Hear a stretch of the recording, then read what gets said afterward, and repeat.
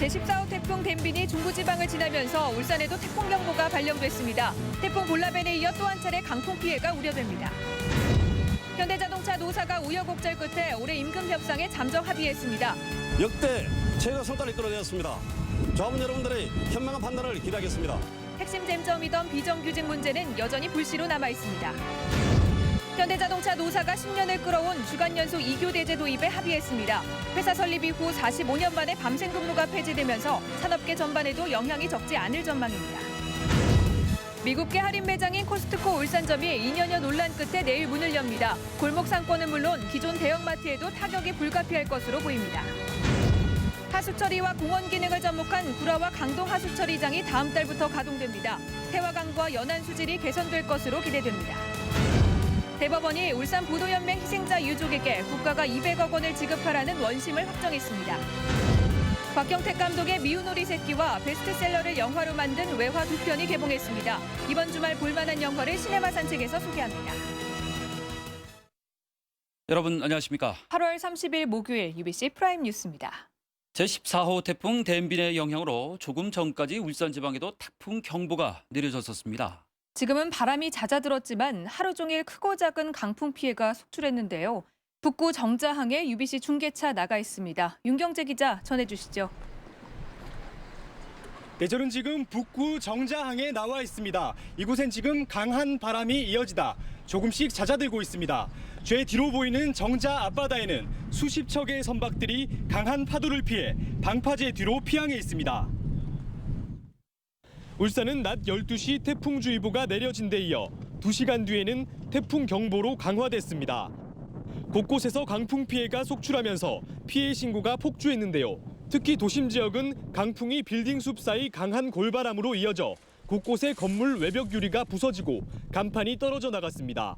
중구 태화동의 한 고물상엔 강풍에 지붕이 뜯겨져 나가 구조대원이 긴급 복구 작업을 벌였고 공사장 펜스가 떨어져 나가기도 했습니다. 스티로폼이 도로로 쏟아져 차량이 급정거를 하는가 하면 울산 신항 주변엔 가로수가 도로로 넘어졌습니다. 주택 천정이 내려앉거나 노후 주택이 흔들린다는 신고도 잇따랐습니다. 항포구엔 1,100여 척의 선박이 피항했고 울산을 오가는 항공기도 무더기 결항됐습니다.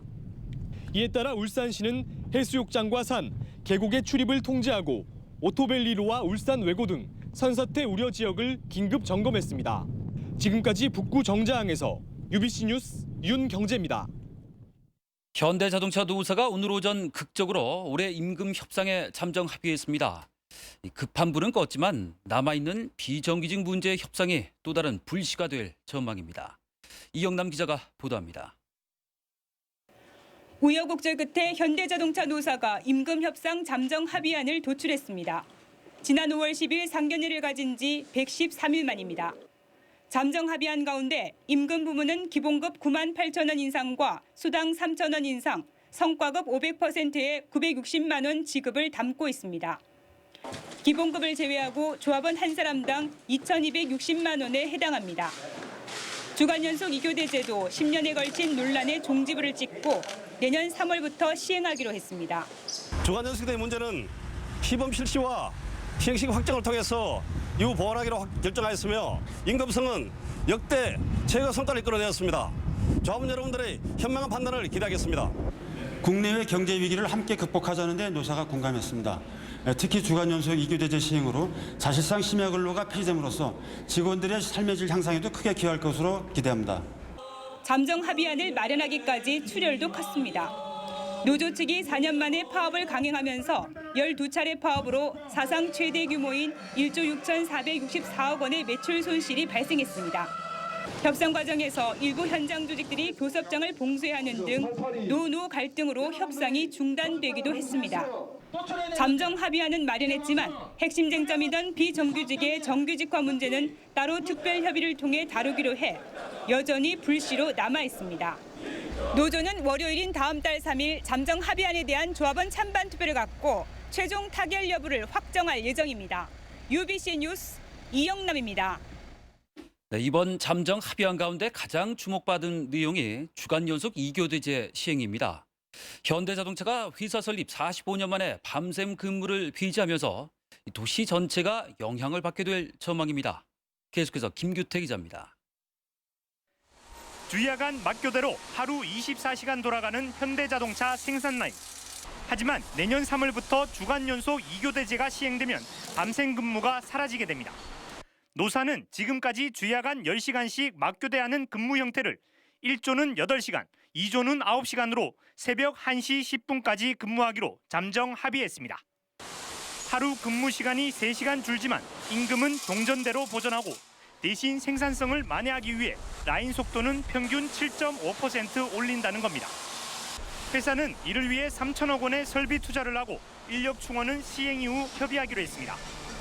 노사는 지난 10년 동안 주간 2교대제 시행 방식을 놓고 논의만 거듭해왔지만 올해 임금 협상과 연계 합의점을 찾는 데 성공했습니다. 주간 연속 2교대제와 월급제 도입은 현대차 지부 조합원의 오래된 수건 사업이며 제1의 실현 과제입니다. 주간 연속 2교대제가 시행되면 근로자들은 물론 도시 전체의 생활 패턴도 바뀔 전망입니다. 1차 협력업체만 300개로 실시간 자재를 공급하는 협력업체들도 모기업에 맞춰 밤샘 근무 폐지가 불가피합니다. 퇴근 시간이 심야로 이동하면서 대중교통망 구축도 필요하고 가족 중심 문화와 서비스 산업도 발전할 가능성이 높습니다.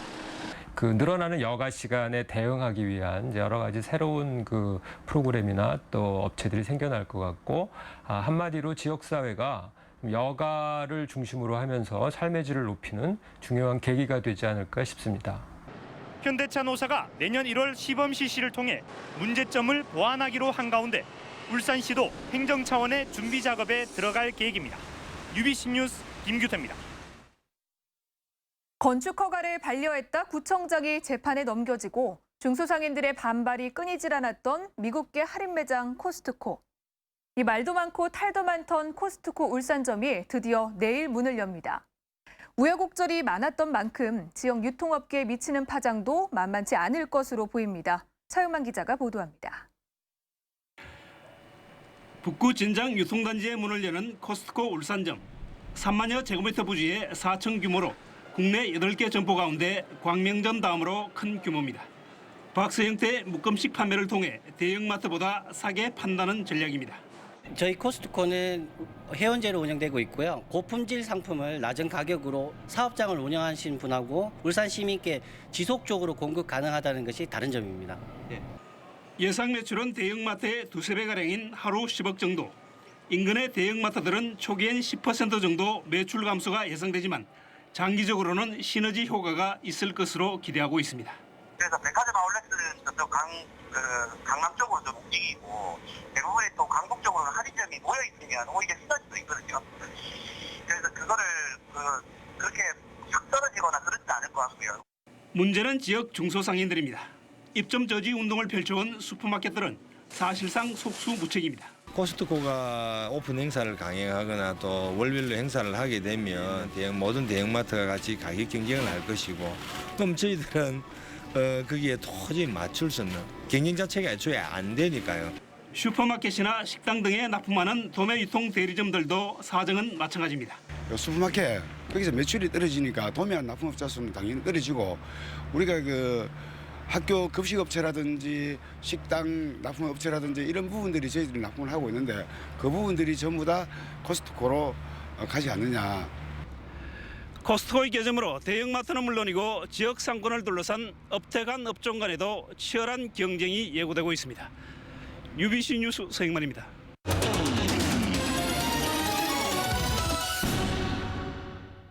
대표적인 기피시설인 하수처리장을 공원으로 만든 구라 하수처리장이 다음 달 가동을 앞두고 있습니다.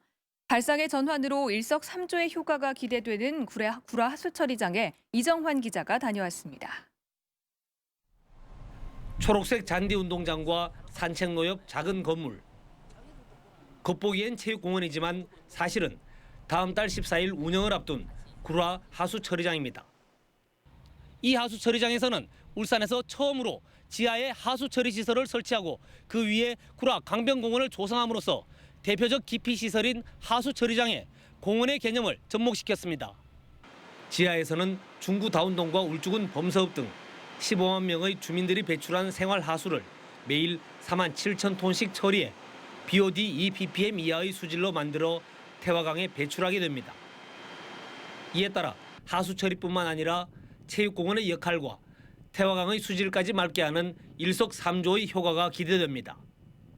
다음 달 함께 가동되는 북구의 강동 하수 처리장도 생활하수를 1급수 수질로 정화해 강동 해안으로 배출할 예정입니다. 생활하수를 1급수로 처리해서 태화강 유지 용수를 안정적으로 재이용하면서 강동 해안을 청정 해역으로 변모시킬 것입니다. 울산시는 오는 2015년까지 농소 하수 처리 시설까지 준공되면 울산에 모두 8개의 하수 처리장이 가동돼 하수 처리 체제를 모두 갖추게 된다고 밝혔습니다. UBC 뉴스 이정환입니다. 대법원 2부는 오늘 울산 보도연맹 희생자 유족 482명이 국가를 상대로 낸 손해배상 청구 소송 상고심에서 상고를 기각하고 국가의 배상 책임을 인정한 원심을 확정했습니다. 유족들은 정부를 상대로 손해배상을 청구해 1심에서 200여억 원의 승소 판결을 받았지만 정부는 손해배상 청구권 소멸 시효가 지났다며 맞서서 상급심으로 이어졌습니다. 울산 보도연맹 사건은 지난 1950년 8월 군경이 보도연맹 소속 민간인 870여 명을 울주군 대운산과 청량면 반정고개에서 집단 총살한 것으로 지난 2007년 과거사 정리위원회에 의해 진실이 규명됐습니다. 울산시랑 민자부두 파행 운영과 관련해서 감사원이 울산 항만청에 대한 감사를 준비하고 있는 것으로 알려졌습니다.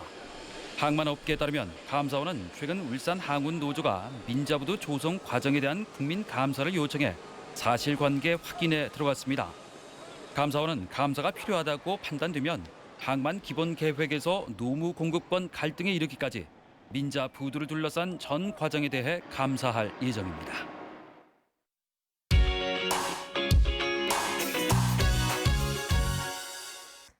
이번 주 지역 극장가에는 한국 영화 한 편과 외화 두 편이 선을 보입니다. 영화 친구의 곽경택 감독이 오디션을 통해 선발한 신인들과의 약속을 지키기 위해 제작한 미운 오리 새끼와 베스트셀러를 영화로 만든 벨 아미와 링컨 뱀파이어 헌터가 관객놀이에 나섭니다. 1987년 부산의 한 헌병대. 주인공 낭만은 신의 아들이라는 6개월 방위로 입대하지만 각종 업무를 담당하며 일당백의 역할을 수행합니다. 배우 오다스를 제외한 출연진 대부분은 곽경택 감독이 한 방송사 오디션에서 발탁한 신인들. 계급 체계의 모순과 갈등 같은 무거운 주제를 특유의 코미디 화법으로 풀어나갑니다. 1890년대 파리.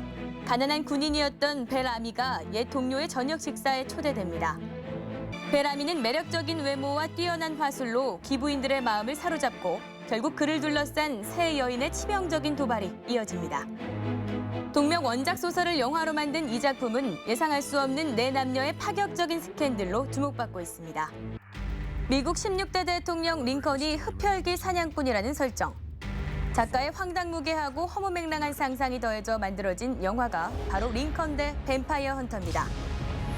링컨이 인간의 피를 빠는 뱀파이어에 맞선다는 상상력과 노예 해방과 남북전쟁 등 역사적 사실을 오가는 치밀한 구성이 관객들의 눈길을 끕니다. 시네마 산책 김혜진입니다.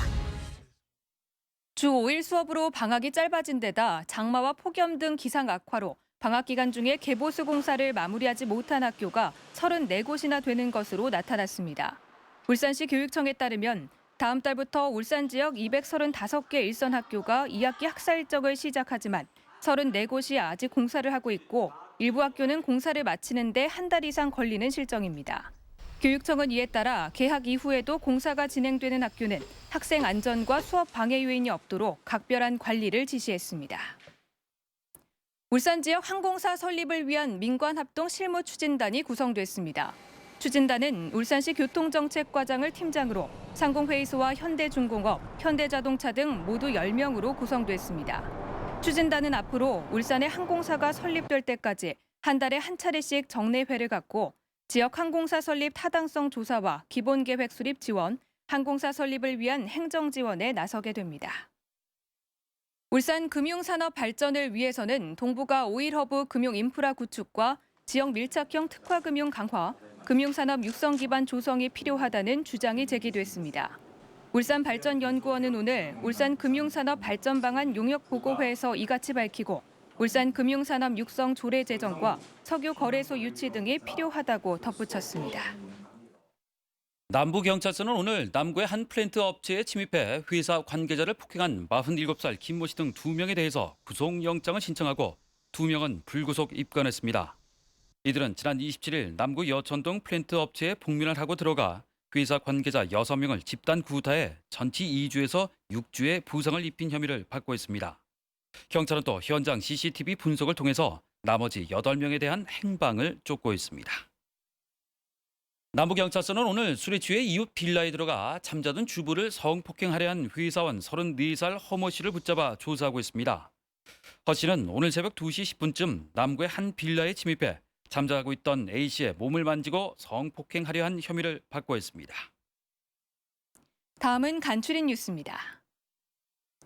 울산현대가 프로축구연맹이 발표한 플러스 스타디움상 수상팀에 선정됐습니다. 울산현대는 울산 지역 5개 구군과 함께 지자체 대회를 도입하는 등 다양한 노력을 기울인 결과 상반기 5,000명 수준이던 관중이 최근 12,000명으로 2배 이상 늘어났습니다. 울산시와 뉴질랜드 정부는 오늘 자전거 인프라 구축과 이용 활성화를 위한 정책 교류를 하기로 했습니다. 뉴질랜드를 방문 중인 오동호 행정부시장 일행과 뉴질랜드 정부 대표단은 자전거 정책이 관광 활성화와 환경, 그리고 교통 문제를 모두 해결할 수 있다며 다각적인 협력을 약속했습니다. 울산 지역 이제 태풍의 영향권에서 벗어났다고 하는데요. 성경희 캐스터 자세한 태풍 상황 전해주시죠. 네, 14호 태풍 댐빈이 당초 예상과 달리 빠르게 울산 지역을 비껴갔습니다. 이 시각 현재 태풍은 안동을 향해 돌진하고 있는데요. 오늘 자정 사이 강원 지역을 지나서 완전히 소멸될 것으로 전망되고 있습니다. 울산 지역은 조금 전 태풍 경보가 해제됐습니다. 바람도 조금씩 잔잔해지고 있는데요. 내일부터는 구름만 많은 날씨로 평온함을 되찾을 것으로 보입니다. 하지만 바다의 물결은 계속 높게 일겠습니다. 남해동부 전해상은 풍랑주의보로 대체가 됐고요. 동해남부 전해상은 태풍주의보가 이어지겠습니다. 해안가 안전사고에 각별히 유의를 해보셔야겠습니다. 그 밖에 영남 지역도 내일부터 다시 날씨가 좋아질 것으로 보입니다. 한낮 기온은 27도 안팎으로 오늘과 비슷하거나 조금 높겠습니다. 이번 주말과 휴일에도 날씨가 좋을 것 같습니다. 큰 무더위도 없어서 모처럼 기분 좋게 바깥 활동해보시기 바랍니다. 날씨였습니다.